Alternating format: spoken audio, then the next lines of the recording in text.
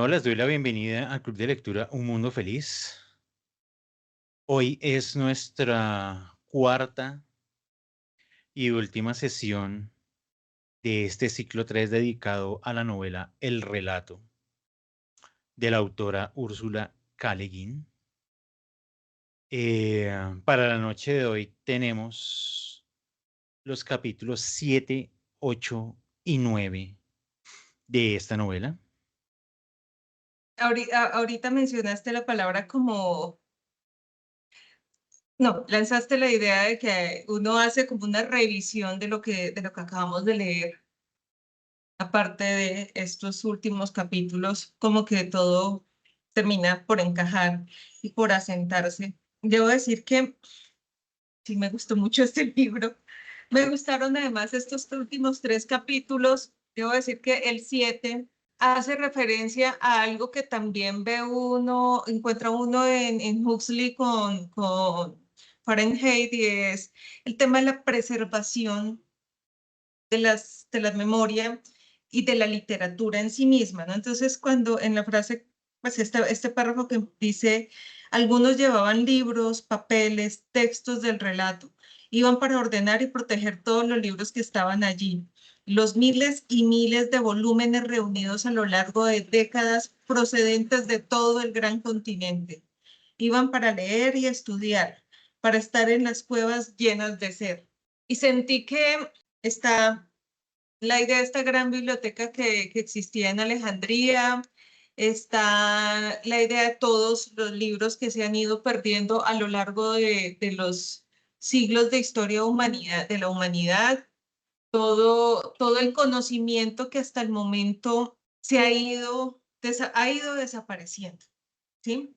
Y lo que nos queda y cómo lo conservamos y cómo lo transmitimos. La idea de las bibliotecas no como un espacio para colgar trofeos, ¿sí? Sino como un espacio para conservar memorias y compartirlas con otros, me parece cada vez más atractiva. La noción de biblioteca pública, por ejemplo, me parece que es un elemento que se ha venido preservando, que se encuentra a veces en amenaza por falta de uso, por falta de interés, pero que al mismo tiempo cumple un poco lo que se está haciendo en esta cueva.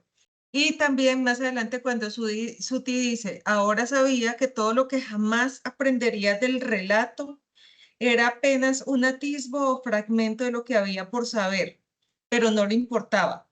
Eso es lo que había mientras lo hubiera, que es también como la certeza de que ninguna vida, ninguna vida de un ser humano va a ser suficiente para conocerlo todo, ¿sí? Para tener todo el relato, pues en estas historias de esta comunidad. O sea, no todos los más ni todos los yos iban a jamás conocer todo el relato, así como nosotros también tenemos esa limitación. Y por más que nos esforcemos, pues nunca nuestra vida va a estar, vamos a tener el tiempo suficiente para leerlo todo y aprenderlo todo, y eso hace que también sea tan valioso como el tiempo y el espacio que podemos dedicarle al texto, al disfrutar de las ideas de otros, a tener el tiempo para reflexionarlas, para escribirlas, para cuestionarlas y para compartirlas. Y creo que de todo lo que más me gustaba de esta historia del relato era la la conciencia de toda una cultura, de la importancia de compartir el conocimiento, ¿sí? Que el conocimiento tenía que compartirse para que permaneciera vivo y al mismo tiempo porque acumularlo no sirve, no resulta útil para nada. O sea, acumular el conocimiento no tiene ninguna utilidad, y entonces dedicarle tiempo a la simple acumulación, pues es un desperdicio de la vida. Em, Más adelante, ella tiene una conversación con un Roy, que es otro más, que está ahí en la cueva, y es el que le pregunta a ella, que creo que hablan en hindi, que le pregunta a ella mucho sobre sobre Terra o la Tierra y sobre los errores del pasado y sobre qué es la historia y qué hacen los historiadores, porque esta persona tiene la noción de que lo que hacen los más es un poco lo que hacen los historiadores. Y entonces Roy le dice a Suti, creo que la historia y el relato son lo mismo, son maneras de retener y guardar las cosas sagradas.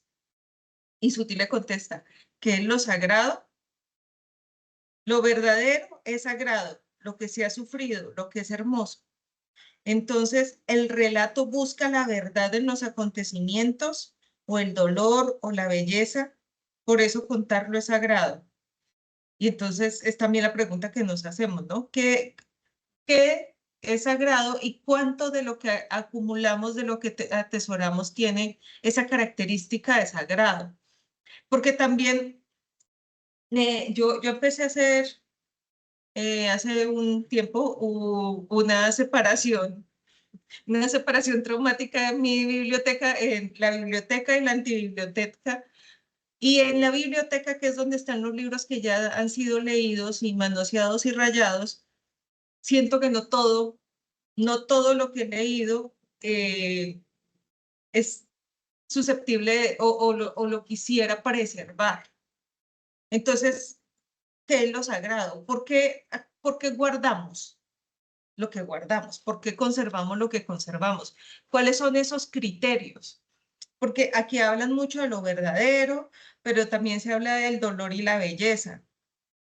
Y hay textos hay historias que son profundamente dolorosas, pero que yo quisiera conservar. Y en cambio hay otras que quizás sean historias un poco menos traumáticas, más felices, de las que yo me desprendería más fácil. Sí, y también la forma como te desprendes de esas cosas. O sea, te desprendes porque las regalas o porque... y cuando las entregas a otra persona, pues tienes como un especial cuidado sobre quién es esa persona que lo recibe, y el otro escenario es cuando no me importa quién lo recibe, simplemente lo suelto y que se vaya, que son como dos momentos distintos. No es igual el texto, el libro que yo guardo y después se lo entrego a una persona en específico porque quiero que esa persona lo lea, al que yo simplemente lo pongo en una caja y lo llevo a una biblioteca rural o una popular para que se done. Y son dos formas diferentes de preservar. Y creo que nosotros hablamos de una apuesta sobre qué iba a suceder. Me gusta, me gusta mucho lo que sucede, me gusta mucho la forma en que Suti termina resolviendo el asunto, porque de alguna manera había que encontrar una forma de preservarlo todo, pues por lo menos lo que había, lo que se encontrara, lo que llegara a existir, que eso también es como una técnica de negociación que me pareció muy útil en mi vida en este momento, sobre cómo negocias y cómo una gran característica de esta población era su capacidad mercantil, que siempre estaban como pagando el precio de algo, ¿no? Entonces, estaban pagando el precio de la tecnología, tengo entendido. Entonces, era el precio de la tecnología, ¿cómo lo íbamos a pagar? Entonces, este es el momento de cobrarlo. ¿Cómo? Con el conocimiento para tratar de proteger el relato. La conversación con el monitor, la forma en que interactúan. Eh, es como hablar a veces con tu peor enemigo y darte cuenta que se parece más a ti de lo que tú mismo piensas. Sí, imaginé que el camino del monitor iba a ser ese, que esa iba a ser su salida, porque ahí es como en Los Miserables, Javert es que se llama el policía, que llega un momento en el que tanta rigidez les impide hacerle frente al momento en el que se doblan, que prefieren morir.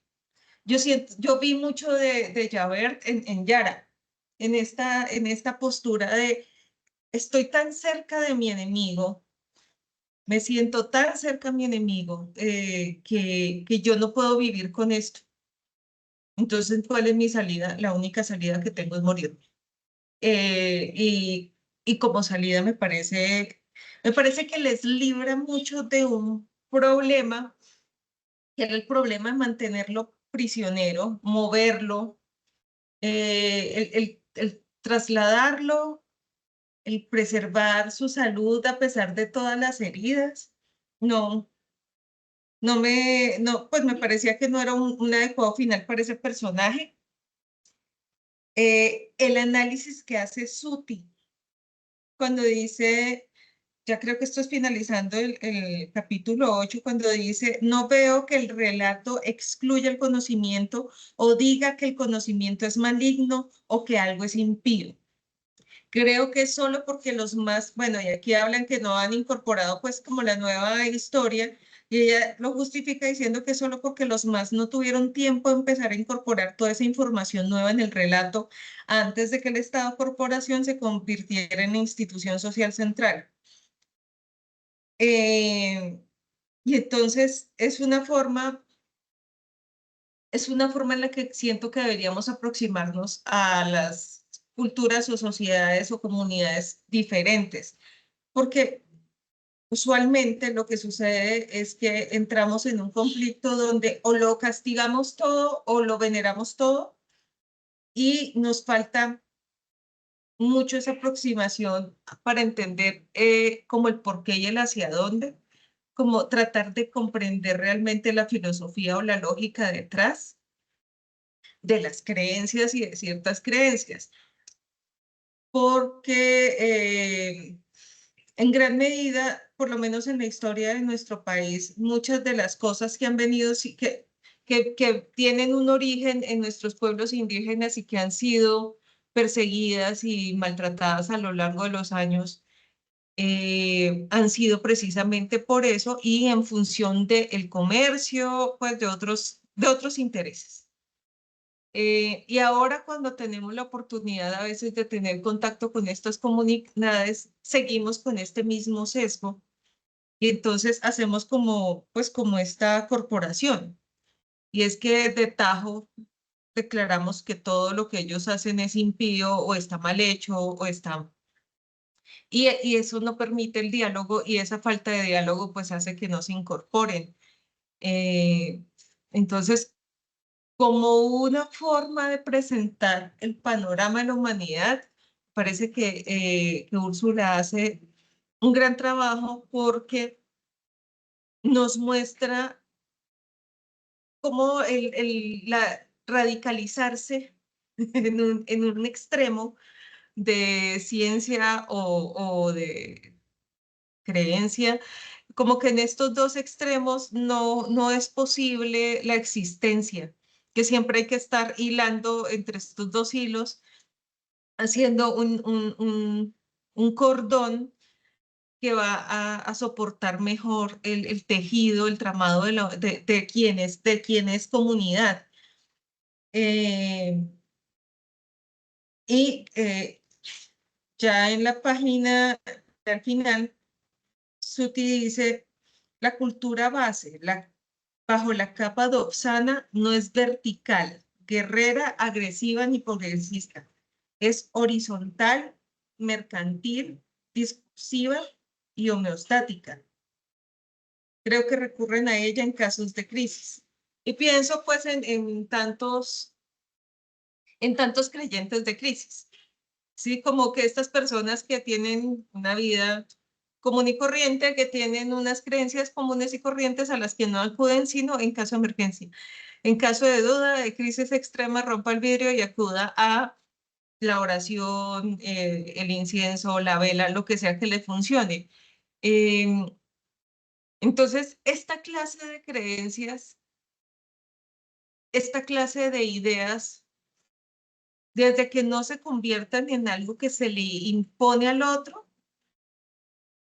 pueden llegar a funcionar. El problema es esta necesidad a veces de imponer que nos impide, o sea, la imposición para siempre va a impedir la conversación, porque no permite el diálogo. O sea, si yo ya me cerré pues no hay nada que puedan hacer las personas por más argumentos que traigan. Entonces, como un todo, me gusta que nos hayan ubicado en unos contextos, que nos hayan sacado del planeta, pero que nos permitan sentir eh, como una cercanía con estos dobsanos y los chifeguarianos y los acanos, o sea que de alguna manera es como si se aplicara mucho lo de Star Trek y todos fuéramos humanoides en todos los planetas que se encuentren. Me gustó que el diálogo esencial partiera del conocimiento de las lenguas y de la lectura, que de alguna manera no saliera tan mal el tema de enviar un observador, porque pudo haber sucedido lo que tú apostaste, Diego, que fuera a terminar haciendo todo, pues, funcionando para una organización. También lo romántico de ese mundo, ¿no? Pero al mismo tiempo sabe uno que en ese romanticismo, pues también hay cosas escondidas que pueden resultar peligrosas si no se entienden, porque en el trayecto de Suti hasta la cueva, hay momentos en los que se encuentran con personajes que son más, pero que son como muy rígidos en la presentación de los relatos, y que eso pues es precisamente lo que Yara criticaba, ¿no? Que de alguna manera había un momento de la historia en la que los más habían hecho con el poder, y precisamente por eso era la discusión y el abuso. Entonces, hasta dónde el abuso del conocimiento o el abuso de la jerarquía llevan también a justificar ciertos comportamientos sociales, y que no importa lo que sea que uno esté haciendo, hay cosas importantes que hay que hacer como humanos, y es una leer, otra conservar, pero la más importante es compartir lo que se lee, lo que se conserva, que me pareció como de esos mensajes bonitos que quedan al final del relato. Ahí a propósito de lo que has señalado, varias cosas. Primero, me parece muy interesante la discusión y la postura que desde Suti se toma en la relación oralidad-escritura. Sí, dice, claro, la oralidad ahí está y existe y es un medio de transmisión, pero no es el lugar de la memoria. Y ahí el personaje es tajante. Dice, no, ese no es. El lugar es la escritura. La escritura se inventó y existe precisamente para la conservación de la memoria. Eso yo creo que puede generar todas las discusiones habidas y por haber, y habrá quienes dirán, no, pero es que la oralidad y la importancia, cosa que además no se le quita. No se le quita la importancia de la oralidad, pero el problema de la oralidad tienes eso. Como decía el personaje, ¿no? Pues eso se lo lleva el tiempo, desaparece con el tiempo. Y necesitamos algo que se conserve y permanezca en el tiempo. Aparece la escritura. Entonces, claro, precisamente esta existencia de bibliotecas, pues tienen ese sentido, ¿no? La conservación del relato, o de los fragmentos, o de las partes, o de lo que sea del relato, pero pues igual es parte del relato. Eh, Ahorita que mencionabas a las comunidades indígenas, me acordaba de, a propósito de eso, la imposición. Por allá en esos modelos educativos, ¿qué será eso? 70s, 80s tal vez, cuando llegaron y dijeron, no, lo que tenemos que hacer es que el español llegue a todas las comunidades. Esa fue la primera idea, ¿no? Entonces dijeron, listo, no, español para todos, porque ese va a ser la lengua común. Un poco como cuando Suti empieza, o bueno, el narrador empieza a hablarnos como de ese problema del dobsano, que es la lengua que está imponiéndose y que domina, y pero que es como la de trámite y la de tránsito, pero de todas maneras es la de el que está imponiendo. Bueno, sí, eso sucede. Eso nos pasó, de hecho, a nosotros, cuando de pronto un modelo llegó y dijo, es que lo fácil es el español para todos y listo. Y luego alguien dijo, no, eso no funciona. Entonces empezaron a construir todo este programa del bilingüismo, que en un principio sonaba bien, pero con el cambio de milenio, el bilingüismo que realmente estaba pensado efectivamente en hacer como un movimiento de todas las lenguas del territorio nacional, cosa que debería ser de por sí lógico, pues el mercado llegó y dijo, no, tampoco. Aquí el bilingüismo es que tenemos que aprender todos la lengua de, del uso común, ¿no? Entonces el bilingüismo que se convirtió, pues en el inglés. Y ya. Y ahí terminó, y ahí paró todo ese modelo educativo en donde las lenguas, o sea, entonces, claro, primero la imposición del español como, pues, digamos, el dominante, y luego el dominante del mercado, entonces está el inglés. Entonces el inglés ahora tiene que saberlo todo, porque no, al que no sepa inglés, pues mejor dicho, ya no puede hacer absolutamente nada en la vida. Y eso quiere decir como que las comunidades indígenas entonces desaparecieron por completo. O sea, borraron, ¿no? Pues ahí están. Ahí están y ahí existen como un poco lo que nos cuenta esta historia, pues de esas comunidades que terminan por allá enclavadas en lugares recónditos. Allá están, allá están. Y casi que la pregunta, que es la misma pregunta que se hacía Suti, es, bueno, ¿y qué hacemos? O sea, cómo se, no es ni quiera recuperar, cómo se mantiene, cómo se conserva a través de la escritura, porque de nuevo, para el personaje es muy importante la escritura, esa tradición que ha sido aplastada por este Estado corporación. Reflexiones muy interesantes en tiempos en los que estamos viviendo a propósito como de todas estas preguntas que nos hemos estado haciendo acerca de, en un país como Colombia, en donde hay tal variedad de comunidades, tal variedad de lenguas, tal variedad de culturas, ¿qué hacemos? ¿Cómo se maneja eso en términos estatales? Hola, hola, ¿me escuchan? Sí. Eh, bueno, yo me adelanté muy juiciosa porque falté a la sesión anterior, pero siendo sincera me decepcionó un poco el capítulo 7 cuando cuenta toda la historia, cuando todo se sabe, cuando Suti y el monitor empiezan a ser sinceros uno con el otro y a contarse sus historias de vida.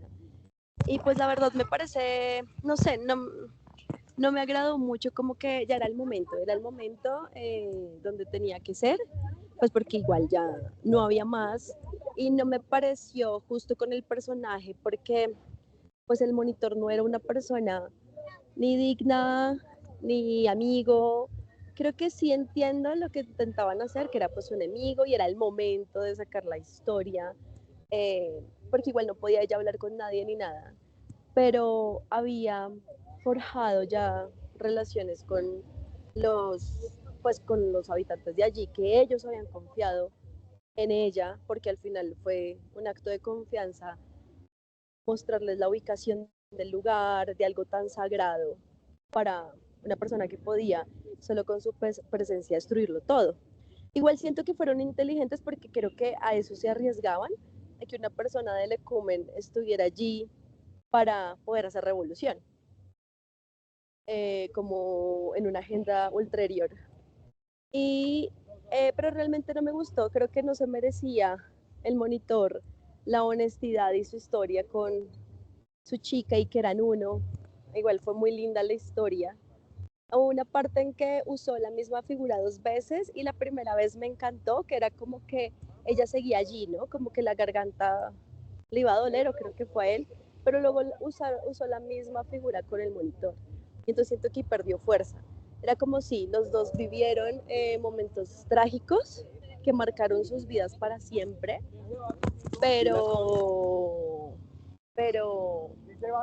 sí, no me pareció que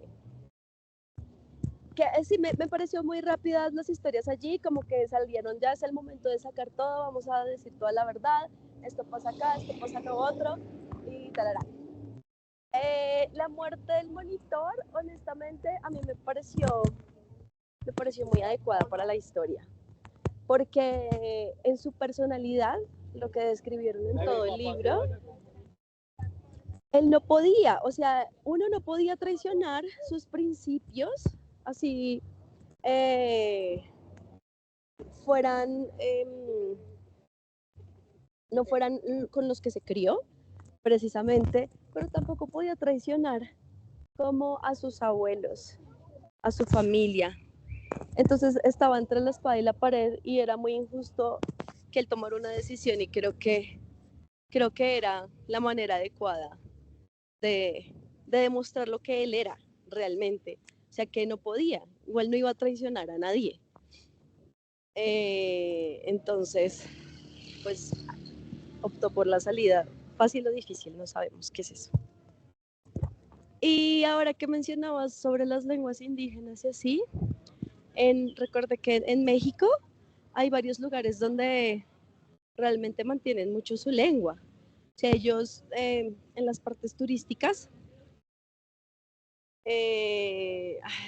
hacia Palenque más o menos, ellos tienen como, no sé, hay 5 lenguas ahí. Sé que hay muchísimas más, pero cuando uno va, ellos hablan en su lengua entre ellos. A uno sí le hablan en español y tal, pero ellos son como muy autóctonos y mantienen sus raíces de esa forma y eso verlo es muy bonito y creo que uno como colombiano cuando visita estos lugares realmente se pregunta por qué aquí no fue así, ¿no? Y cómo podría hacerse esa construcción que aún no es demasiado tarde. Pero ya eso les quería compartir. Sí, la verdad, el capítulo de las historias no sé, me pareció muy rápido, me pareció que era como ya, nos toca acá decirlo todo. Siento que la historia de Suti con Pau pudo haber salido antes en un momento más íntimo con gente que la apreciaba más, porque al final el monitor estaba ahí porque le tocaba. O sea, el man estaba con la columna hecha verga, con la rodilla, y realmente estaba ahí no por su propia voluntad, jamás la habría escuchado si no fuera de esa forma.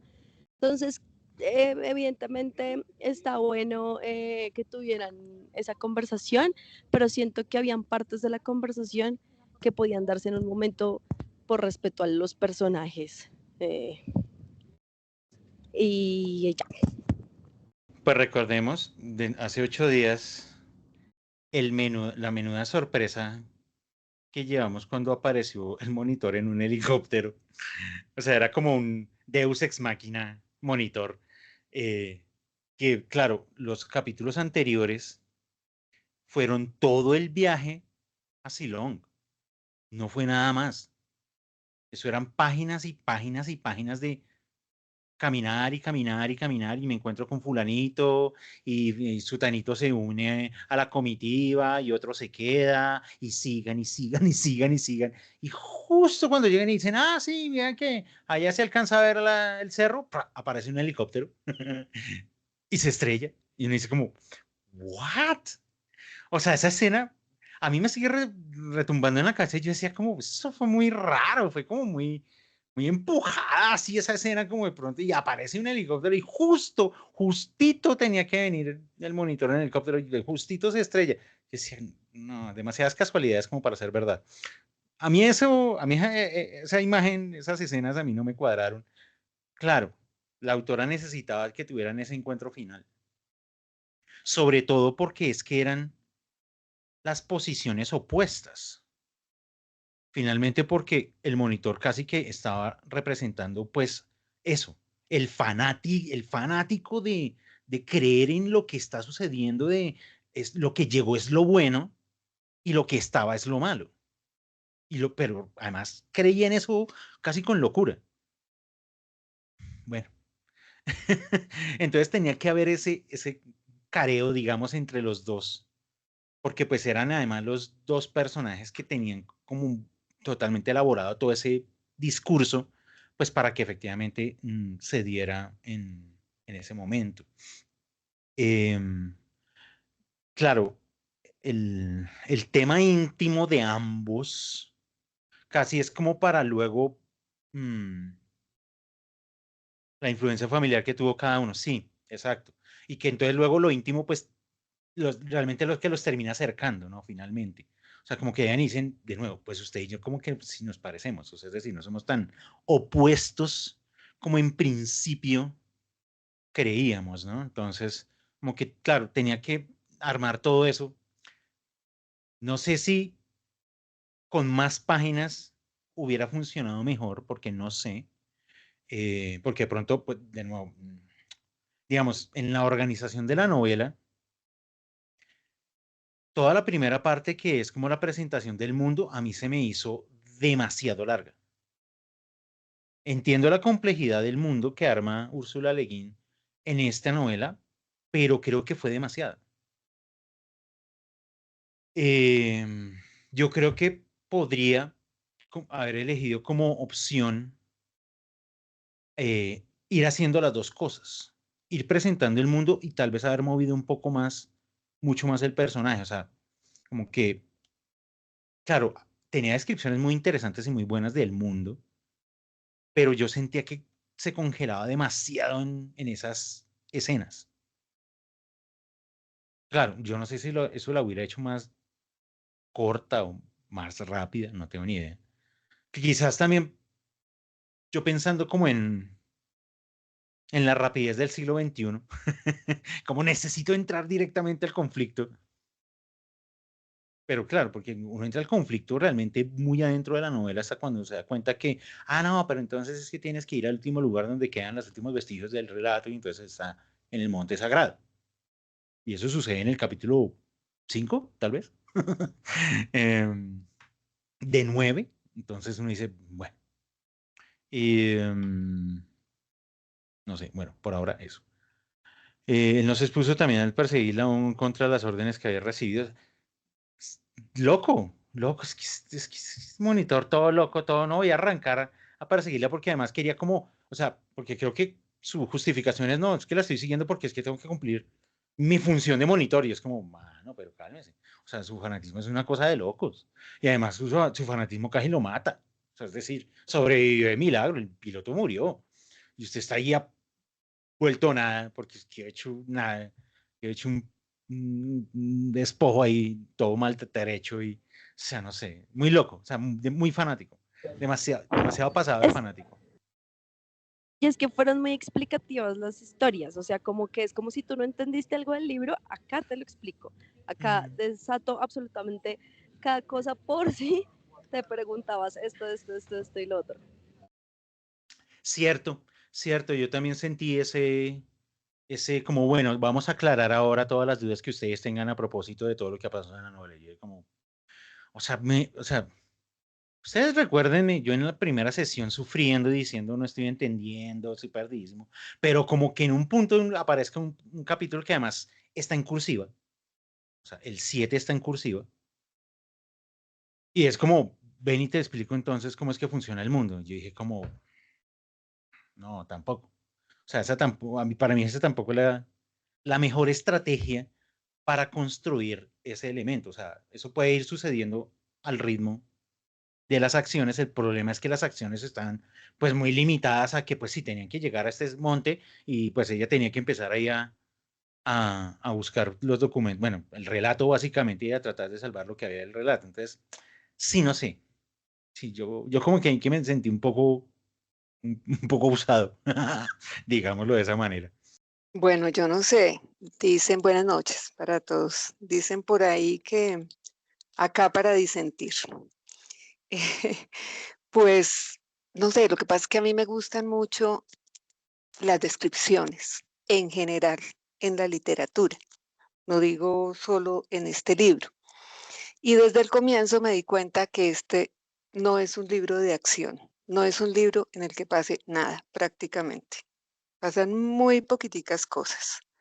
Es un libro de esos en que hablamos de todo lo que pasó, o, ¿sí? O de lo que ha pasado, o de cómo son las cosas. Entonces, pues yo me sentí muy a gusto todo el rato y entendí o sea, lo entendí para mí que desde el primer capítulo era un libro de prestar mucha atención porque era un libro lleno de detalles, lleno de indicios, de informantes, de indicios, desde el comienzo. Es como como esas películas que uno dice, uy, no, pero yo no me di cuenta, pero vuelve uno a ver la película y resulta que en los primeros 20 minutos, más o menos, estaba toda esa información, sino que uno tratando de encontrarle un sentido grande, un sentido amplio, una línea, un hilo conductor, entonces se le pierden los detalles. Entonces, pues, digamos que toca trabajarle mucho, es como yo lo sentí. Y bueno, y creo que uno lo hace a gusto cuando el tema le llama, le gusta, y además porque me parece que esta señora escribe de una manera muy bonita. Sí, o sea, es una literatura hermosa, tiene mucha poesía, esas descripciones en general a mí me gustaron mucho. Y no estoy tan segura de que las cosas se aparezcan de pronto en el capítulo 7.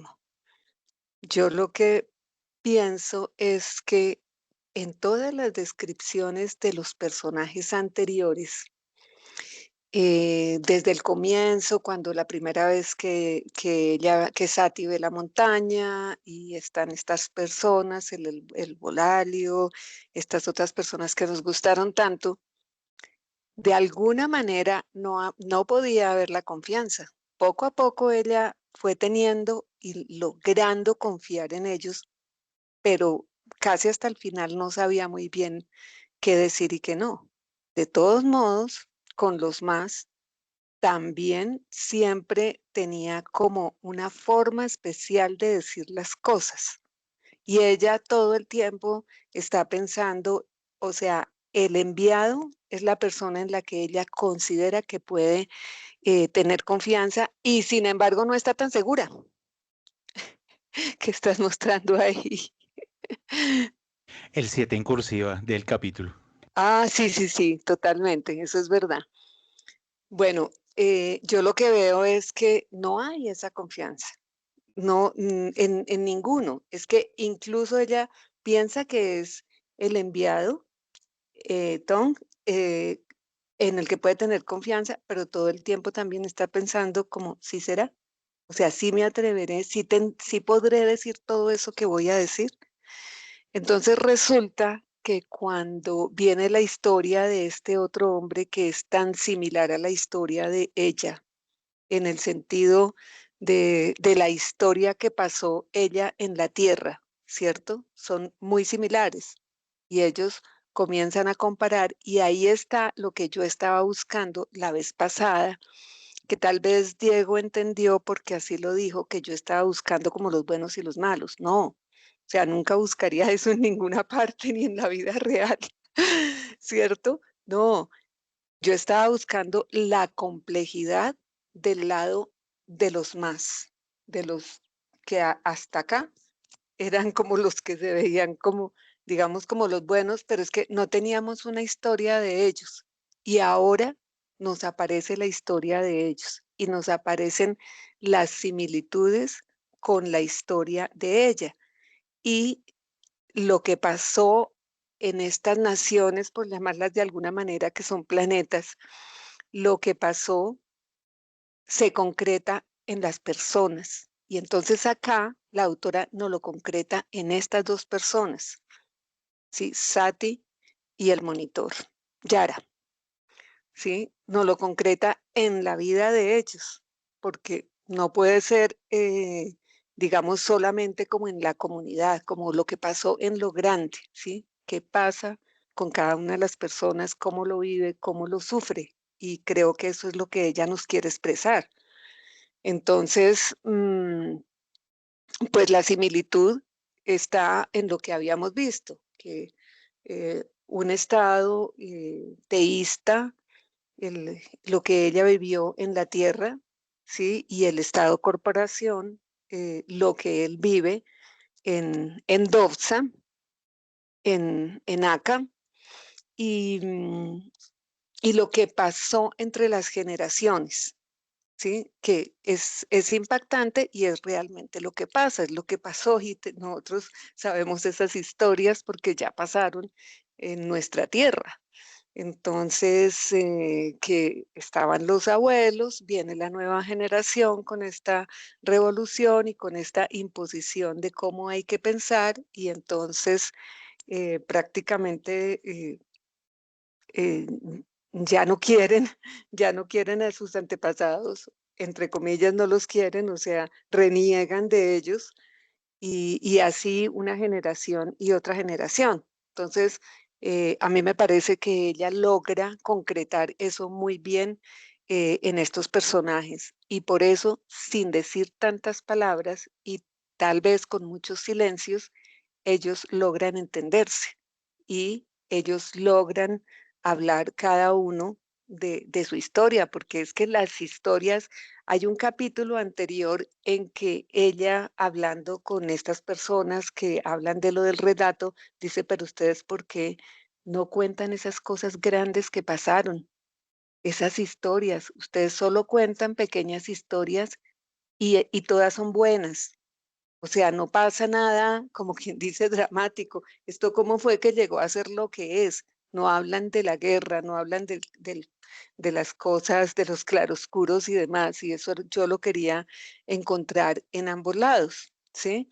No solo pues en la gran dominación, sino qué pasó con estas personas en Acá. Entonces a mí me parece muy, muy bien logrado toda esta parte, concretándolo en las dos personas. Y, y el relato al final creo que tampoco es algo sorpresivo porque ya no lo ha venido describiendo de manera muy exhaustiva y tomó ejemplos que nosotros conocemos en nuestra tierra, en la historia de nuestra tierra, de diferentes partes para mostrarnos cómo no debería haber una homogeneización, un pretender que todos piensen igual para poder impulsar un futuro, ¿sí? Sobre todo un futuro para unos intereses particulares. Entonces, eh, me llama mucho la atención cómo lo logró, o sea, no cómo lo logra, sino cómo lo piensa, ¿sí? Este pueblo, esta etnia, lo que fuera, que no sabemos exactamente lo que es, em, ellos son comerciantes, ellos es una de sus características, ¿sí? Y ellos van a entender porque de eso han vivido, entonces van a saber negociar. Tiene que haber una negociación entre el pasado y el presente para lograr un futuro que no arrase con todo lo anterior, que no arrase por un lado con las diferencias y por otro con el pasado, que se asiente en esas raíces del pasado para que sea un futuro que tenga sentido. Entonces, pues yo lo vi de esta manera, me gustó la forma en que trajo el final, eh, es como tratando de que sea esperanzador, pero no necesariamente rosa o tonto o algo así, que venga y yo arreglo todo. No, yo creo que ahí la complejidad también se la ponemos nosotros y eso me gustó mucho porque hay que investigar mucho el mismo libro para poder comprender bien ese final que me gustó mucho. Por ahora y más tarde hablar de todo el libro. Gracias. Sí, la otra idea que tenía ahí en la cabeza que me daba vueltas era a propósito de cómo en la novela se construye y pues nos explican cómo se construye el relato y cómo padece, digamos, de cierta manera, las consecuencias de ese estado corporación que viene a vender la idea de hacia las estrellas. Esa idea de, claro, lo que pasó, digamos, de nuevo en nuestro país con la enseñanza de la historia, que hasta hasta el año, ¿qué será eso? 94 tal vez, con la Ley General de Educación, ahí desaparece, ahí desaparece la historia como materia de enseñanza y se convierte en mil cosas que son y no son, y que, digamos, sí, muchos han culpado que efectivamente la no enseñanza de la historia, en general de la historia, porque no es del país, sino del mundo, pues eso ha dejado vacíos profundos en la gente, de no saber reconocer hitos históricos, particularmente del país, lo cual hasta cierto punto puede ser cierto como de perder ciertas referencias históricas, ¿no? Claro, la novela se la está jugando por una cosa todavía mucho más compleja que es, pero es que lo que estamos haciendo en el día a día también construye el relato, que por eso no cuentan las grandes historias, sino la historia del individuo, porque el individuo que está vivo y que está actuando en un tiempo y en un espacio hace parte de la construcción del relato. Claro, yo me podía pensar como, bueno, y después de 20 y punta de años que ha pasado con esto de la enseñanza de la historia en este país, ¿en dónde estamos? Claro, eso que señala ahí Adrián.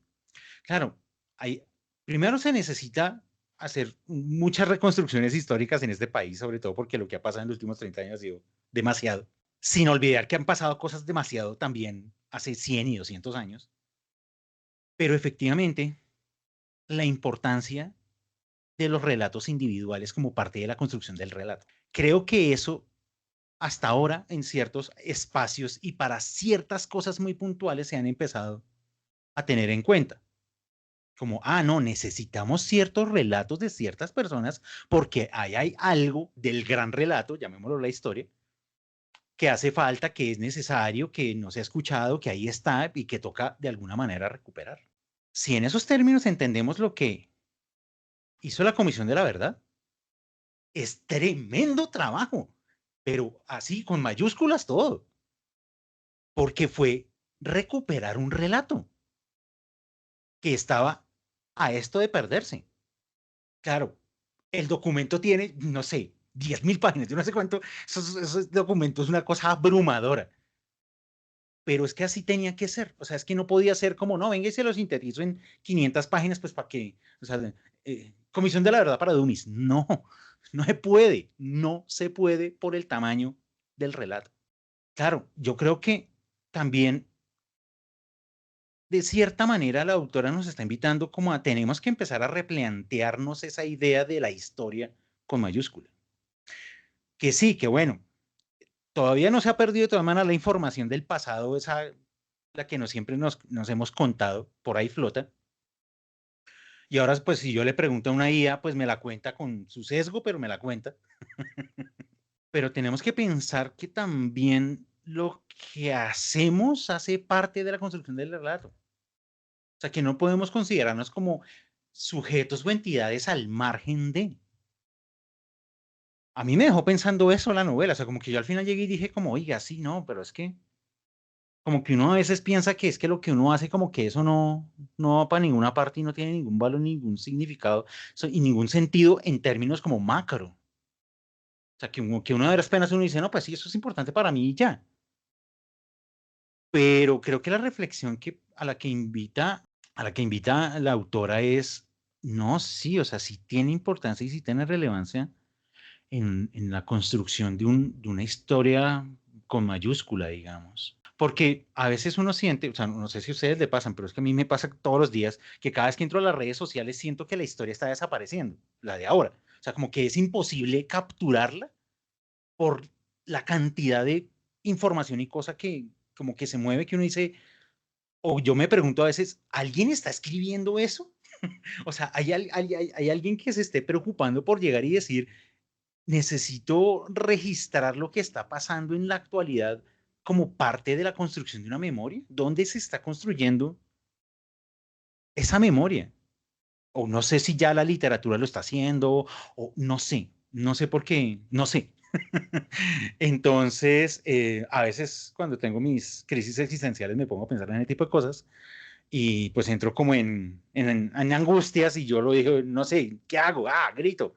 Pero bueno, como que leer esta novela también me puso como en esa sintonía, que decir, sí, sería interesante que cada vez más personas fuéramos conscientes de que lo que hacemos y lo que contamos de lo que hacemos hace parte de la construcción de la historia, de nuestra historia, que no es ajeno, no es como que pues, así digan, no, pero es que yo trabajo de 8 a 5 todos los días. Hombre, eso hace parte de la historia. O sea, es que... pero bueno, eso era como otra idea que tenía por ahí. Y me hacía pensar en cómo, de cierta manera, lo que narra la autora con el personaje de Suti, me sentía identificado en el sentido, por ejemplo, de la lectura, ¿sí? El querer entender otras sociedades, otras culturas, ficticias o reales, pero como que también estamos en la búsqueda sí, de la diferencia, digamos, y a partir de eso aprender, que siento que es como la importancia, para mí es lo que más me llama la atención de la novela y del personaje, la importancia de aprender, de darse la oportunidad de eh, abrirse a lo diferente. Hay una cosa que también menciona María C. Sobre la fluidez del libro una vez se tiene eh, más o menos claro el final. ¿A qué me refiero? Yo, para hacerme una idea más clara de cómo iba el libro, pues terminé y retomé un poquito la lectura, y una vez se hace eso, los primeros capítulos son como el agua, ¿sí? Todo está súper claro.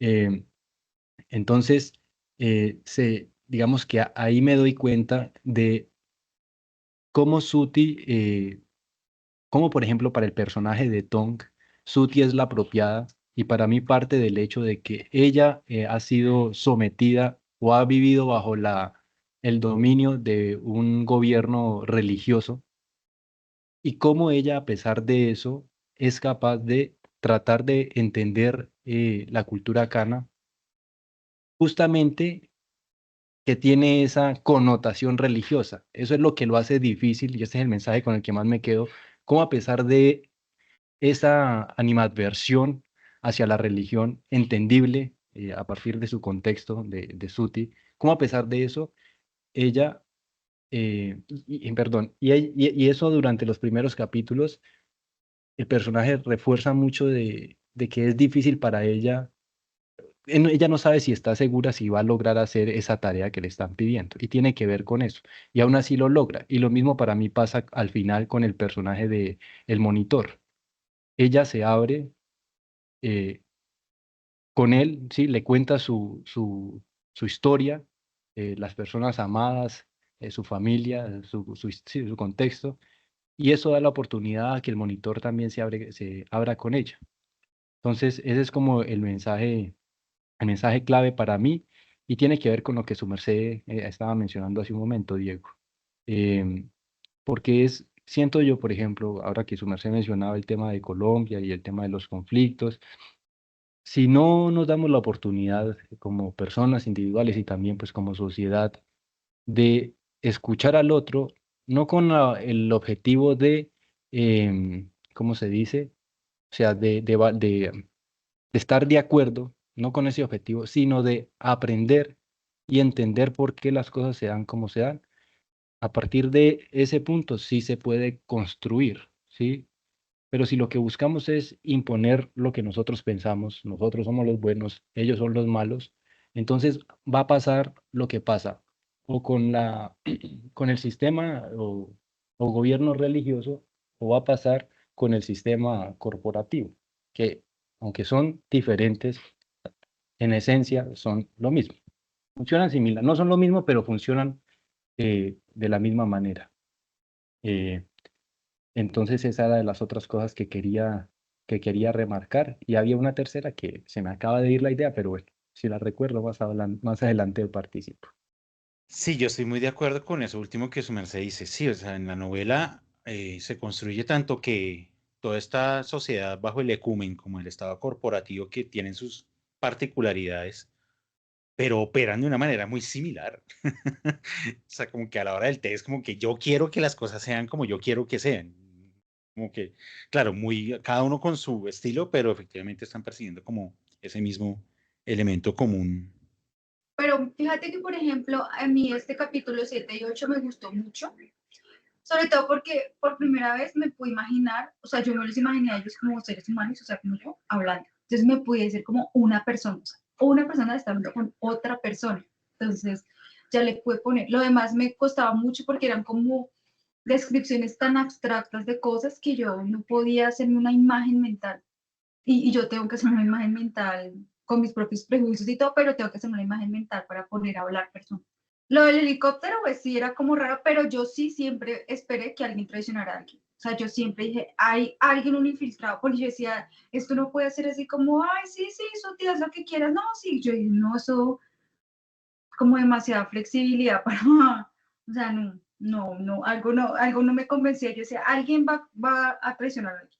No sabía quién, no intuía quién, bueno, ella cayó en un helicóptero, pero bueno.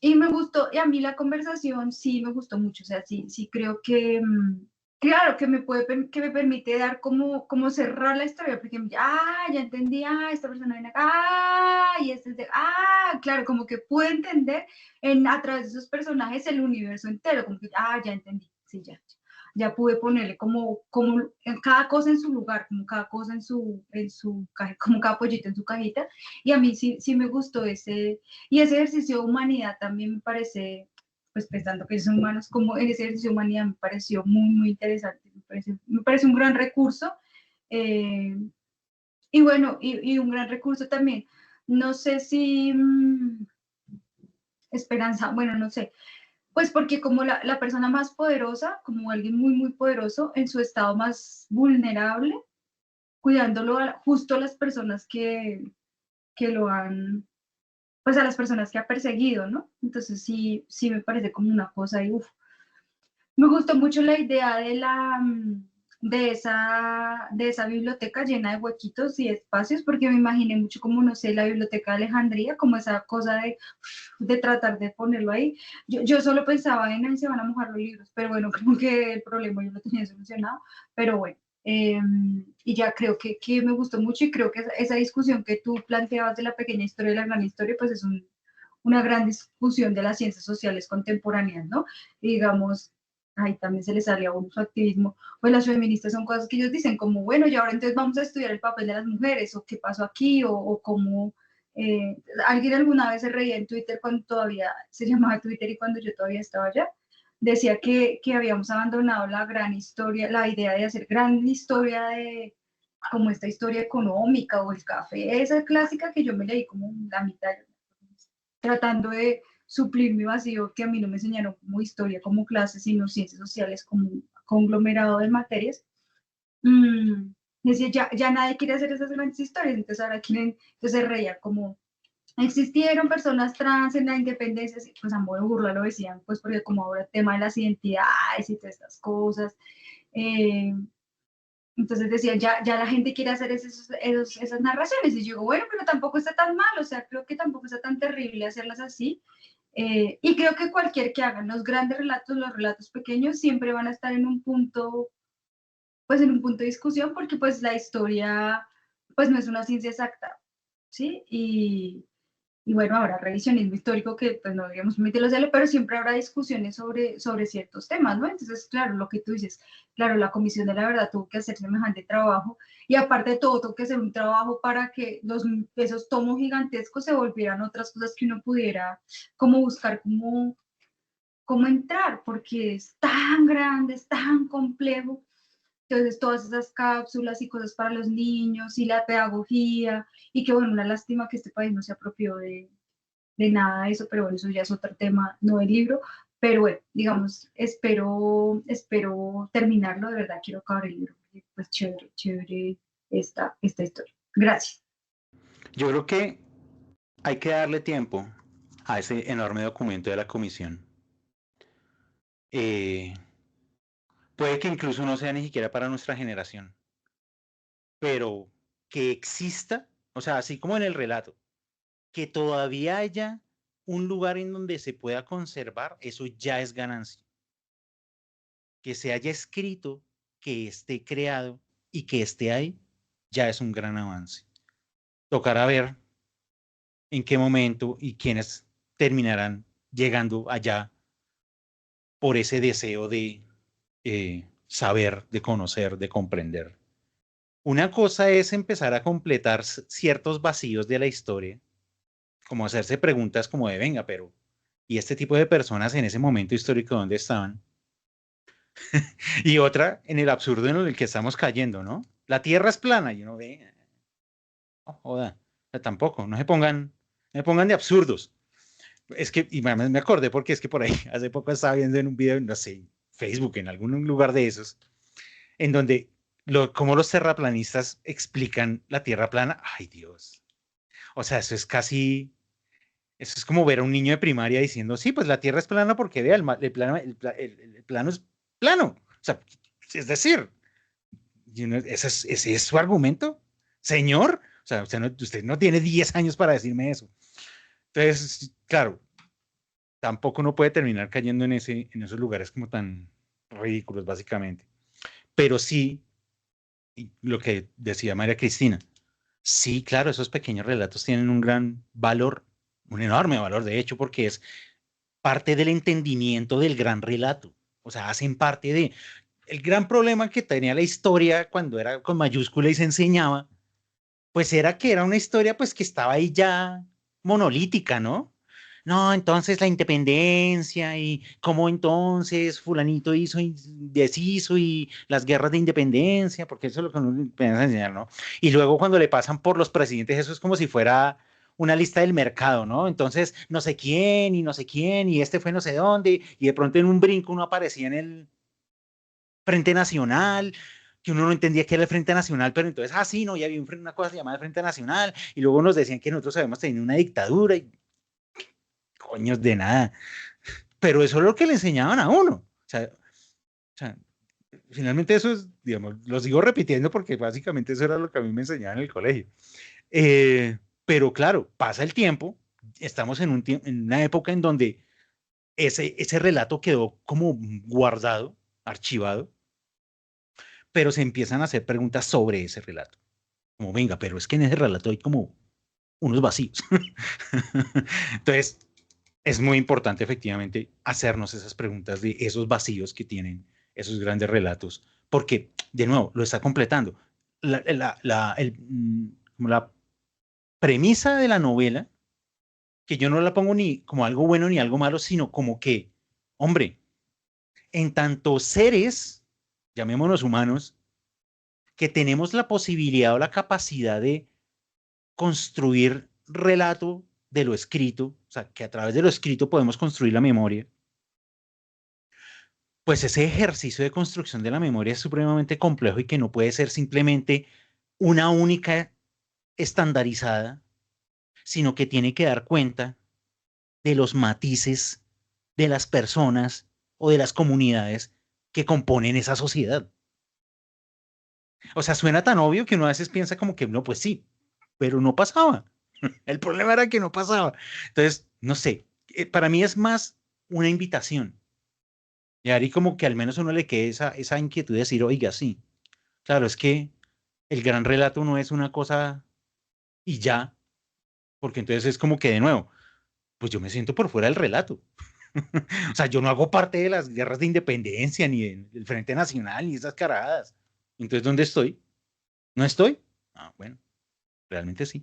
Para seguir como la idea de lo que estabas comentando, yo siento que hay un punto en estos dos últimos capítulos donde Soti dice que ok, porque está intentando entender el relato, pero entonces, ¿qué pasa con la historia de todo lo que les ha pasado? De la quema de libros, de las imposiciones, o sea, no están, es como si no existieran y él le da una explicación, pero realmente creo que ahí es donde le deja ese final abierto a esta historia y es que pues ella va a ser la que se va a encargar de hacer el relato completo, ¿no? Pues así como entre líneas que Digamos que personalmente a mí esas cosas las disfruto más que me digan directamente qué es lo que está pasando, como este es esto y yo estoy desgraciada porque me pasó tal, o estoy amargado porque mis abuelos eran más y ahora estoy en contra de mis principios. Em, yo siento que la historia en general nunca fue de acción para nada, a pesar de las guerras, a pesar de los unistas y el totalitarismo. Nunca fue de acción, siempre fue una novela bastante despacio y con muchísimo diálogo. Se habían descripciones, pero yo nunca sentí silencios en la novela. Realmente siempre estaba, incluso cuando describía un lugar, siempre había una conversación descriptiva. Eh, no permitió como el lector en esa descripción física hacer un poquito de conjeturas. Sí las hubo, por supuesto, pero realmente siento que sí hubo bastantes explicaciones, no solamente en este último que fue el más evidente, sino en otros capítulos también. Entonces siento que sí, la historia, yo nunca esperé nada de acción ni nada, era más filosófica, saber qué es, o sea, hacernos el misterio de qué es el relato, donde alrededor está tanta guerra, que eran extraterrestres, alienígenas, era otra manera de describir las guerras que han pasado en el mundo, metiéndole un poco de, sí, de alienígenas y tal, pero realmente no hubo un elemento alienígena como tal, o sea, nos decían como error, por ahí yo entendí que, no sé si entendí mal, que ya había ya vivido 300 años por lo del beso, que sí ya había, o sea, cuántos años vivieron al final todos, cuántos años tenían. Eh, entonces, siento que realmente no hubo nada tecnológico ni nada. Sí hubo tecnología que les entregaron la tecnología, pero realmente eso no era como lo más importante.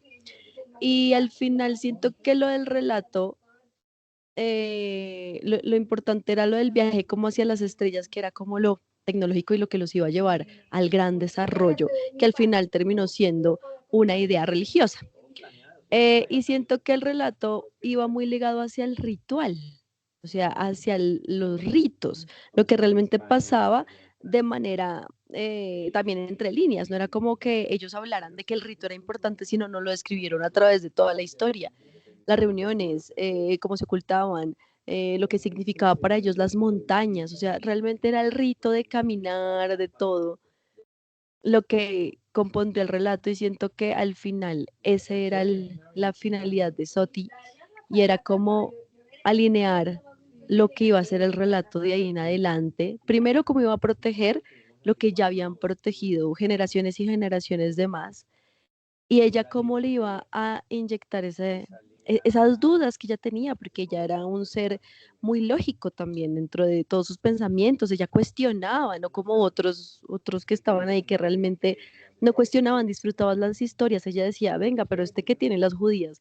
porque no aceptó la granja, o sea, como así, o sea, tampoco, ¿saben? Es como no tragaba entero, entonces eso le faltaba un poco a este relato y a esa vivencia que ella tuvo en su tierra de guerra y de tanto dolor. Y siento que pues la conversación al final del monitor y ella precisamente era lo que decía mi compañero y es como la evidencia de que a pesar de que somos tan diferentes, porque yo no siento que realmente ellos fueran similares, realmente hubo un diálogo, se planteó un diálogo y eso es como lo que se rescata, que a pesar de que vienen y tienen principios e ideas tan distintas, sí hay algo adentro que los hace similares porque él tenía principios de más. Creo que lograron un diálogo, algo que no se podía lograr, porque siempre era a quemar, a destruir, y ellos lograron algo que nunca se había logrado. Entonces creo que ahí, como que eso es lo que resalta ese capítulo, a pesar de mis apreciaciones anteriores de disgusto. Pero creo que eso fue lo que logró el capítulo y es decir, si nos escuchamos, sí podemos hacer algo diferente.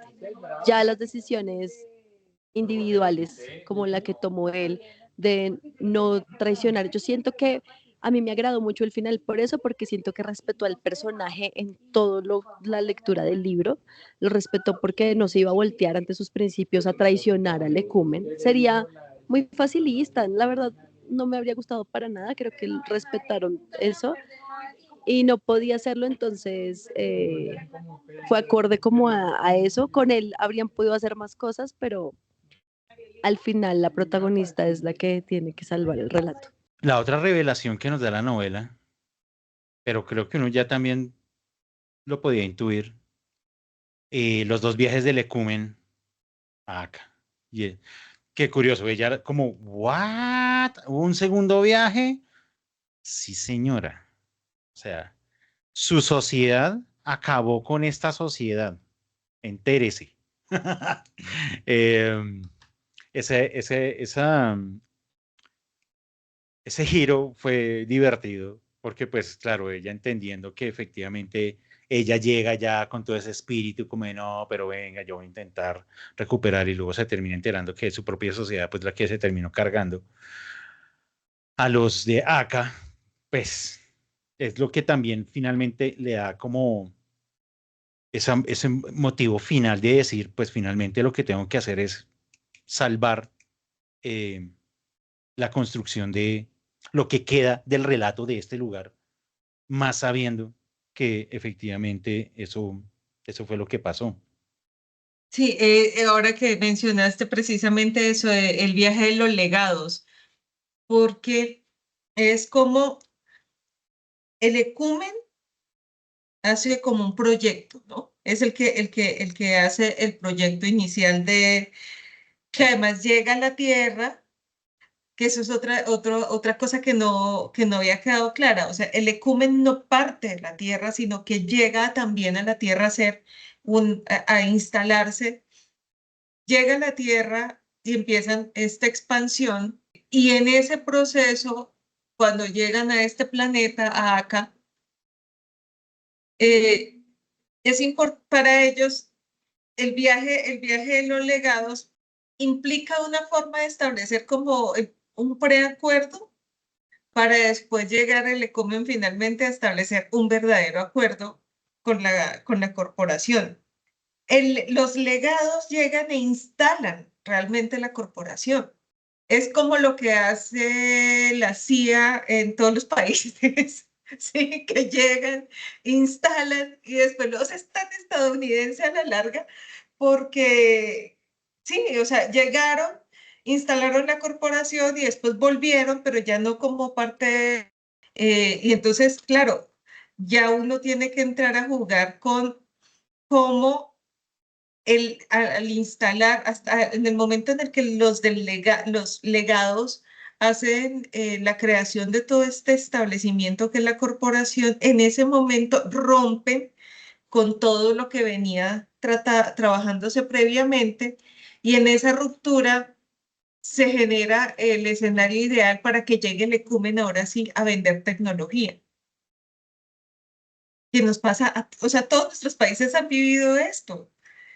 Sí, llega con una propuesta, con unas ideas, ¿no? Pues, por ejemplo, si nos ponemos ahorita un poco a hilar delgado, lo que sucedió con USAID y cómo se entiende que de alguna manera algunos de los programas de USAID eran usados para influir en la forma en que se daban ciertas decisiones políticas en el país y cómo esas dos cosas juntas permitían que se dieran ciertos acuerdos económicos de Colombia a Estados Unidos y eso terminaba redundando en cosas que se traducen en plata, que no sé para qué sirve, por todavía no entiendo el dinero.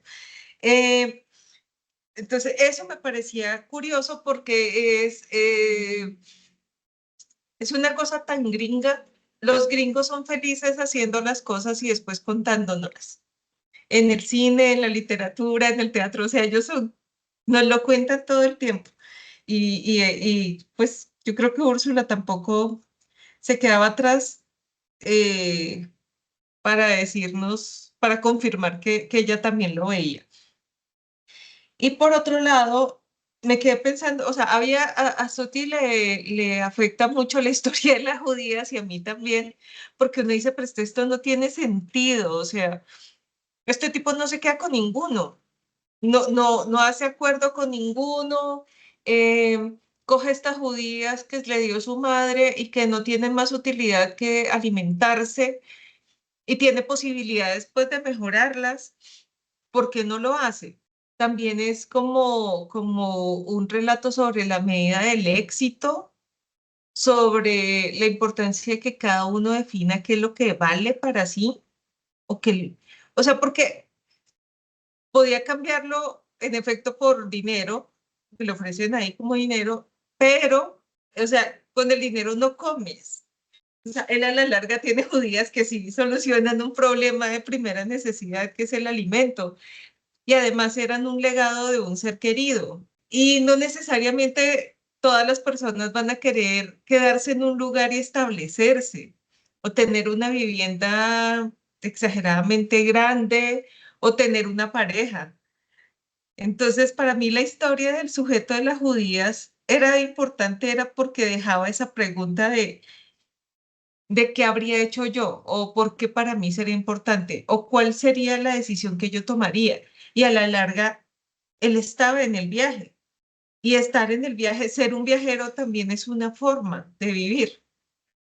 Era como si fueran todas apuestas del éxito, como si fueran todas formas, representaciones de lo que uno puede entender como una vida exitosa o como lo que deberías aspirar, y un personaje que aparentemente en su simpleza no las ve, simplemente no le importan. Entonces, eso también unía mucho con la noción de por qué los pequeños relatos importan. Porque es que eso, a partir de muchos de esos pequeños relatos es que hemos elaborado lo que ahora conocemos como historia. Eh, porque ¿qué eran los diarios? O sea, muchas de las cosas que hoy conocemos vienen desde diarios que escribieron ¿quiénes? Personas comunes y corrientes. Personas comunes y corrientes que decidieron no dejar su vida sin llevar un registro. Y ese registro nos permite hoy, nos ha permitido en el pasado narrar una cosa, pero también nos permite hoy volver a ellos, revisarlos y tal vez interpretarlos de otra manera, ya no teniendo solo la voz de un diario, sino la voz de otros diarios de otras personas que vivieron de forma contemporánea. Entonces, todas estas cosas nos dan elementos que nos hacen percibir que somos importantes como individuos, que no somos demasiado pequeños, ¿sí? Y que la historia está compuesta por pequeños relatos, que quien los escribe, quien los narra, pues suelen ser los ganadores. Sin embargo, como la historia es algo que termina siendo un elemento vivo que se sacude constantemente, cada vez que se sacude, tiene la posibilidad de que lo que antes narró un vencedor se revise y nos demos cuenta que realmente era un vencido, o que a la larga no había vencido de la manera que lo creía, o que lo que veíamos de una manera carecía de contexto. ¿Qué es lo que, por ejemplo, sucede ahora con figuras como la de Cristóbal Colón, ¿no? O sea, el sujeto, que yo también tuve esas clases de historia que tuvo Diego, el sujeto que a uno le vendían en la niñez, porque además uno empieza a ver historias en la niñez, uno está 7, 8 años y te presentan a este sujeto como el héroe y te presentan estos barcos como los barcos y como la misión, y pasan los años y empiezas a ver, a darte cuenta que no existía el esclavo como una figura definida, sino que eran personas comunes y corrientes que habían sido eh, secuestradas y maltratadas y vejadas y hurtadas de incluso su identidad, y como los indígenas no eran gente por allá, sino que eran gente muy acá, y que esta gente no era inculta y que no era cierto que nos trajeran la cultura ni que nos trajeran la civilización.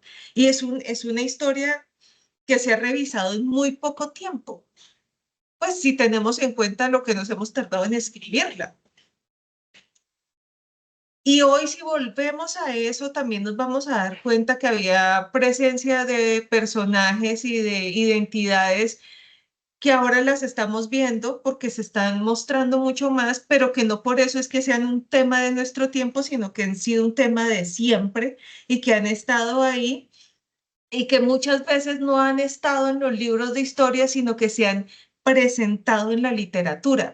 Y por eso que esto se llame el relato es tan trascendente, porque puede ser ficción, pero es porque uno desde la ficción introduce elementos de la realidad que en otros contextos de pronto no sean tan fáciles de introducir, que es, por ejemplo, lo que pasaba con el rock argentino en época de dictadura o con la música brasilera en época de dictadura, que las canciones decían cosas que no necesariamente eran lo que uno pensaba que decían.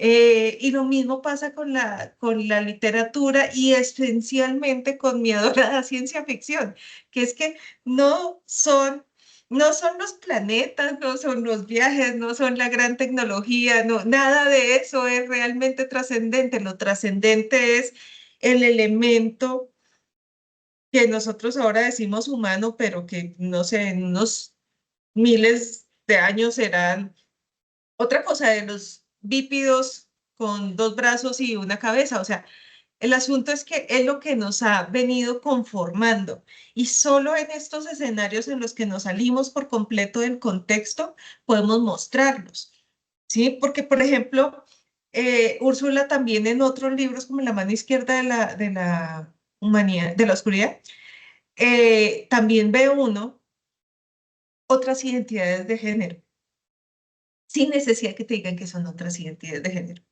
Sí, hay una novela que se llama Traición de Scott Card, el mismo que escribió El juego de Ender, Orson Scott Card, creo que es, que también tienen estos personajes que transitan de un género a otro y que uno dice, ay, pero qué exageración. No, o sea, es una forma también de presentarlos, así como se presentan en la Biblia, así como los presentan, no me he leído todavía el Corán, pero imagino que también deben aparecer personajes así que muten y que hacen parte de la narrativa de la humanidad porque han existido y porque los hemos visto y que los hemos incorporado, porque una parte de quienes escriben la historia en algún momento determinado los han querido borrar. Que, por ejemplo, aquí en Colombia nos pasó una cosa curiosísima, fue este presidente negro que lo blanquearon, o sea, que primero lo borraron y después lo blanquearon para volverlo a presentar, y que es una cosa que uno dice, no puede ser que hayamos estado, o sea, si es que el man estaba ahí a la vista de todos, ¿cómo es posible que no viéramos a un negro en nuestros presidentes? Pues sí, porque hicimos todo un aparataje para ocultarlo, pero de seguro en algún cuento o en alguna novela que se haya escrito en el pasado colombiano, debe haber una referencia a un líder negro dirigiendo este país, solo que está oculto. Y no lo vimos, pues no lo hemos visto hasta ahora por eso.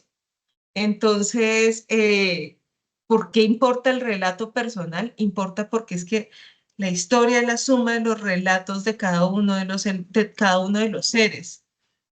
Y como eso es así, viene la otra cosa que me queda a mí retumbando mucho en la cabeza es ¿por qué no escribimos diarios? Por qué dejamos de escribir los diarios? ¿Por qué no estamos escribiendo diarios? Sí, eso. ¿Qué fue lo que nos pasó?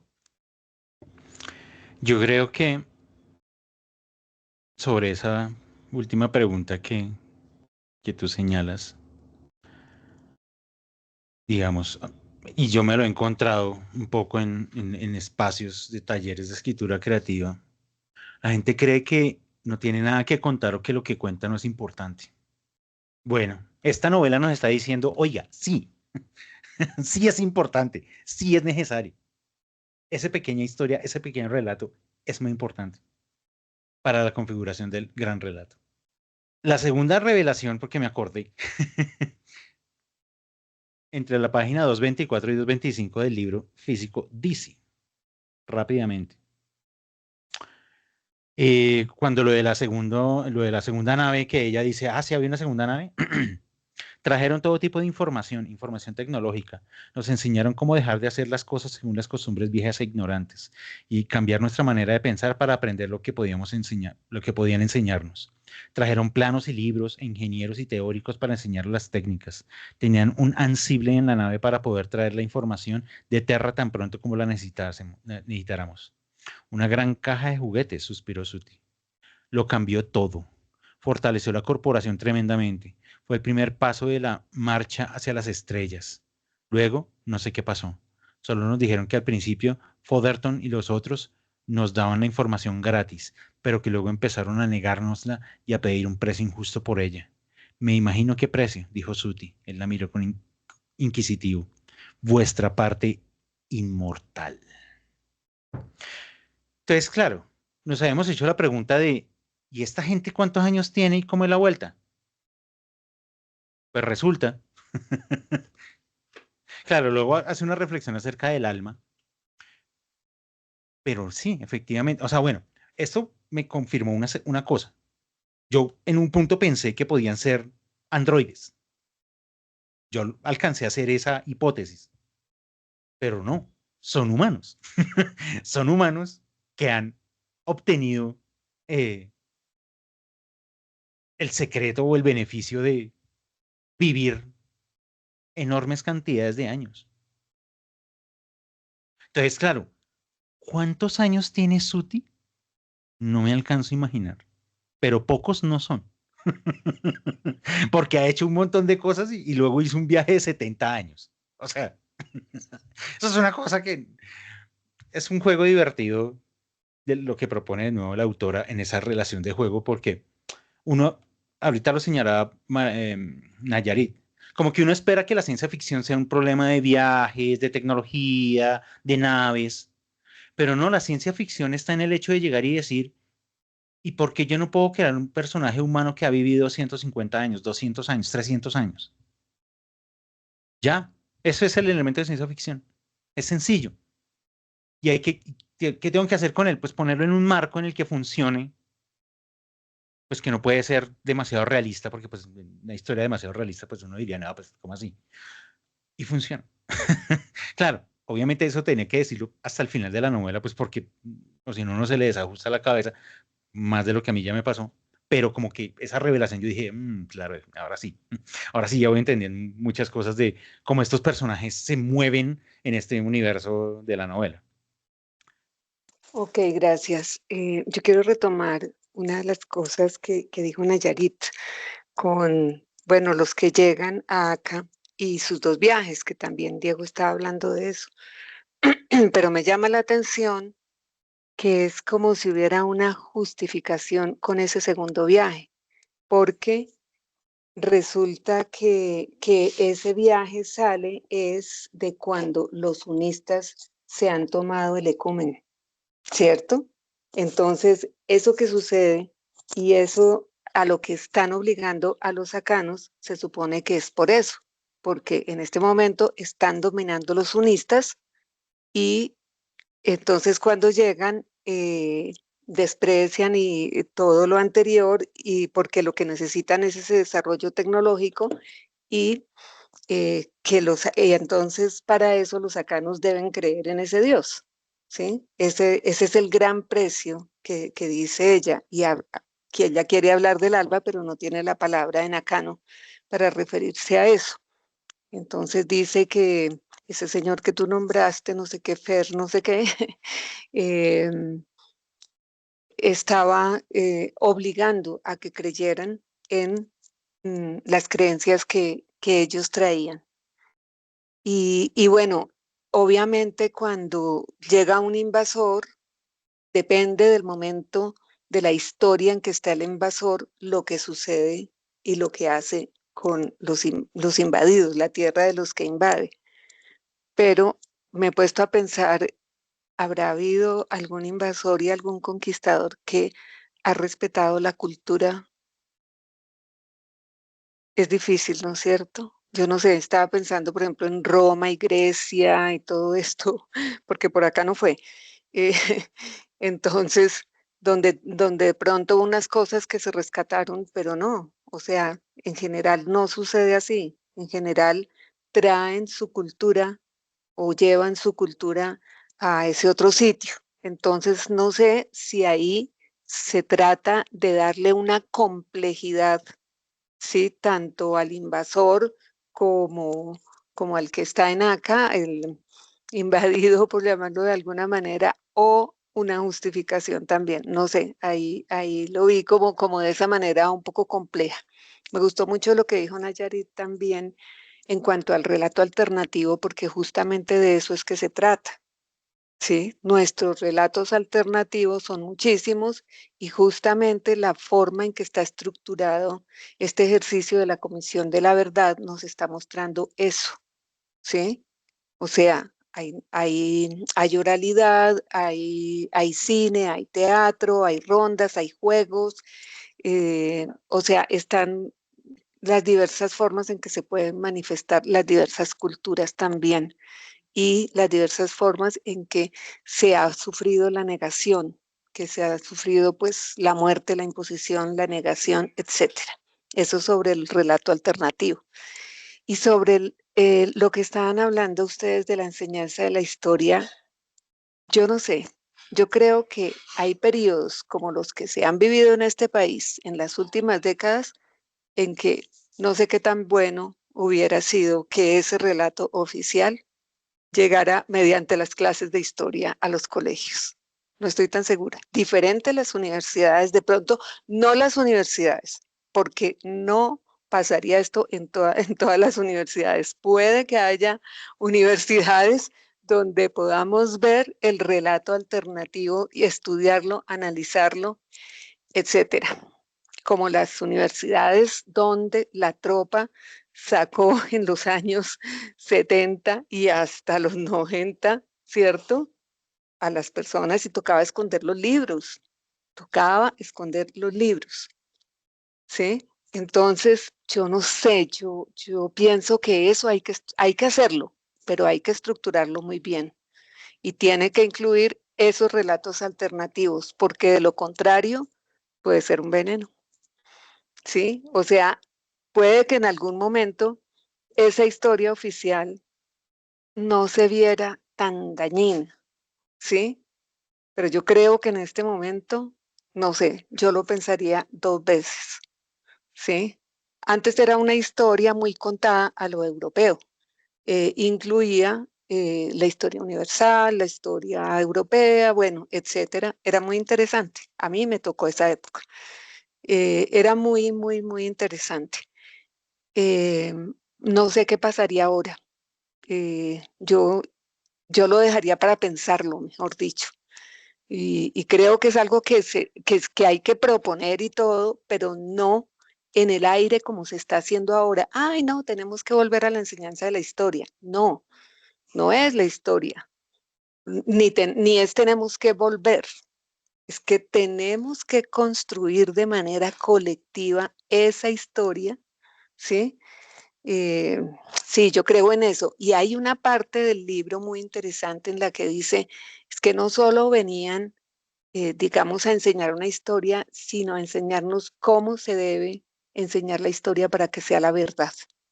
Y entonces, esa verdad absoluta ahí me dejó pensando. No estoy segura de si era como cuando habla de la iluminación, que me pareció que era muy budista el asunto, o si habla de la verdad que se impone desde un arriba que no sé qué sería. Entonces, sí, yo ahí dejo como esa inquietud. Gracias. Finales de los años 80, principios de los años 90. Y ya se imaginarán cuántos años tengo encima. Claro, uno decía, la historia que me enseñan es eso, los presidentes y la vaina y Colón, pues si me acordaba de Colón, que el descubrimiento de América era como una cosa que teníamos que celebrarla así como, ¡buah! Nos descubrieron, ¡buah! Eh, pero justo en esa época, y con lo que señalabas, Maracé, pues pasan demasiadas cosas en este país, o sea, el problema del narcotráfico, cómo esa vaina se sale de las manos y cómo luego eso termina, ¿cómo decirlo? Infectando al Estado y que es básicamente lo que estamos viviendo hoy en día. Claro, ¿uno cómo enseña eso? O sea, alguien cómo se va a poner como, no, bueno, y lo que pasa entonces es que en un momento empiezan a matar a los, no, no, o sea, es decir, no. Y luego alguien dirá, no, pero es que esa no es la verdad, porque lo que señalabas del problema de la verdad. Entonces unos van a decir que sí y otros que no, y es que así no fue, y es que no, ese no fue el que, y como que todo se empieza a desordenar, digamos, en términos de pensando en la enseñanza del relato con mayúscula. Y claro, a lo que tú reflexionas, María, sé que me parece que es una invitación muy valiosa. Claro, ¿cómo hacer, cómo construir ese relato? O sea, yo siento que los últimos 30 años de este país se han perdido entre un montón de historias y una historia que quiere hacer desaparecer a las demás. En esas sí estamos. Entonces, como que eso, preferimos a pensar en que la Tierra es plana, a de pronto preguntarnos, venga, pero exactamente qué fue lo que pasó en Colombia entre el año 80 y el año 2010. Que ahí hay una cosa como muy nublada, muy difusa, muy confusa y como muy velada y a la vez como que la gente dice como, no, esto es esplendor, esto nos fue de maravilla, el mejor país del mundo, el segundo país más feliz del... y ese tipo de cosas. Ahora, de nuevo, yo no sé si alguien también está tomando la decisión de decir, oiga, venga, sí, toca hacer ese trabajo, porque claro, lo que también señalaban ayer, o sea, desde el relato individual, pues también eso se puede ir construyendo. O sea, la memoria de cada uno de nosotros en las situaciones, eso es supremamente valioso. Y claro, escribir eso es valioso, no, no porque tenga que publicarlo luego en Planeta ni nada, no, tenerlo, que exista, que esté escrito. Sí, yo lo puedo tener en mi cabeza, pero volcarlo en la escritura es dar un paso en la construcción de ese relato que nos hace falta. Y creo que por eso es tan importante en general escribir hoy en día. No mensajes en WhatsApp, no. Una cosa que toca como con más esmero, con más calma, como con lentitud, como con pausa, ¿no? Un diario no es de afán, ¿no? Tengo que escribir un montón de cosas, porque son un montón de cosas. Entonces, yo creo que por ahí se puede empezar. Y de nuevo, puede que a esta generación no nos toque, que eso se demore 2 o 3 generaciones, generar un impacto de decir, ah, ahí está parte del relato perdido, ¿no? Todavía están persiguiendo, segregando, etcétera, a los que están escribiendo sobre los movimientos sociales, que hay mucha gente que lo está haciendo y que lo está haciendo de manera muy juiciosa, de los grandes y de los pequeños movimientos sociales en Colombia. Igual no se puede dejar de hacer, o si no, ya la novela nos dijo que hay relatos que pueden simplemente desaparecer. Y puede que cuando desaparezcan, desaparezcan y ya. Y nunca más. Seguramente. Ah, bueno, ahorita que hablabas de qué sociedad o qué parte de la historia de la humanidad pudo haber hecho como sincretismos. Sí, curiosamente, el Imperio Romano fue de los mejores que hizo eso, pero esa fue su condena. Esa es la paradoja del Imperio Romano. Ellos sí se integraron y integraron las culturas, porque ellos no eran de exterminar, sino de, venga, yo necesito aprender de usted y yo le enseño a usted latín. Y ese fue de todas maneras su perdición. O sea, casi que por eso mismo se termina desapareciendo el Imperio Romano en Occidente. Y yo creo que eso para más de una sociedad le habrá dejado la lección como de maldita sea, no hay que dejar a nadie vivo. Porque básicamente pues eso fue luego el proceso que hizo España para este lado en algunas partes. Y mucho más obviamente otros estados, bueno, bueno, sí, otros europeos haciendo otras cosas en el mundo diciendo, no, yo aquí no voy a dejar nada porque yo lo que necesito es la tierra. Pero bueno,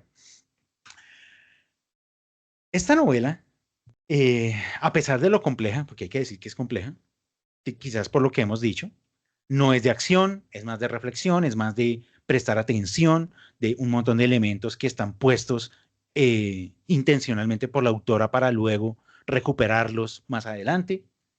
Una estrategia que yo no recuerdo haber leído una novela como con esta estructura y con este tipo de dinámica, y me pareció un reto, definitivamente. La he disfrutado y sobre todo a lo que nos ha invitado a pensar y a reflexionar. Porque yo soy de los que cree que la buena literatura hace eso. Nos deja un montón de cosas para pensar nuestra realidad.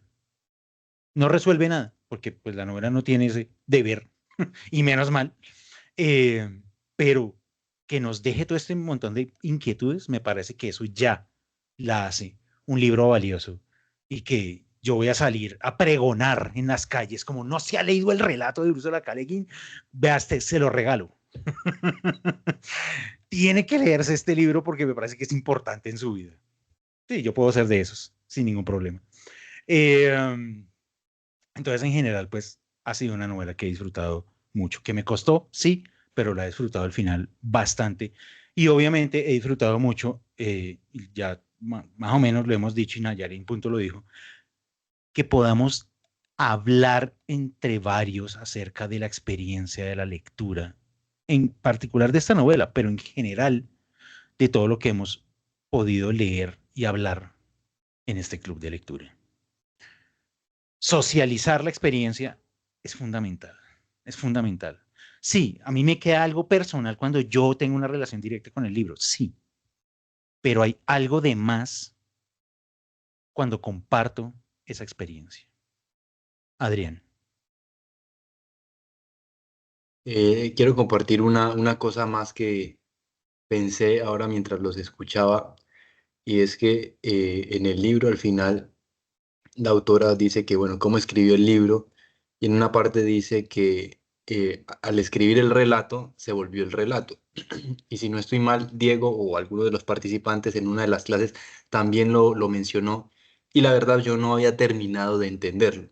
Pero repito, ahorita escuchándolos, la idea que me queda es, digamos, como la entiendo ahora esa frase, es que precisamente yo mencioné que terminé el libro y lo volví a leer y ya pude entender, y más o menos así funciona lo que estamos tratando de hacer de la historia. Para poder entender algo hay que volver al principio y volver al medio y conectar una cosa presente con una pasada.